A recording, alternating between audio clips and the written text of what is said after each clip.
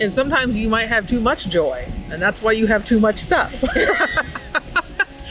But there is something to be said about that. Whereas if you look at a piece of, say you look at a painting or a picture and you have really good memories of that and you're really connected to that in a positive way, and then maybe you look at another painting that doesn't bring up those good things for you, then maybe that's the one you should release and get rid of, so that you're creating a positive vibe in your environment, and you're, every time you look at something that brings up something negative, you're basically reliving that negative event or that trauma. And that is hard to work through if you have a lot of things in your space that are bringing up really negative memories for you. Yeah, you have to get rid of the trauma.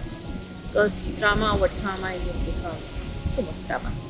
And it just grows. If you don't handle it, it's kind of like grief, where if it accumulates. And if you don't handle this piece of grief, then the next time some kind of grief comes to you, you're dealing with like double, instead of, I've processed this other, I experienced it with my brother who, he died many years ago, but later I had an uncle that passed away, and I realized like 15 years later that I hadn't really entirely processed this grief over here.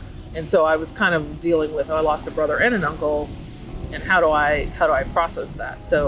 And that grief and trauma is what people want to avoid sometimes, and that can trigger that hoarding response to bring more and more things to you to protect yourself from more loss. Yeah, you have to deal with the situation. Sometimes avoidance is not the right response. And the thing is a decision, no decision is still a decision.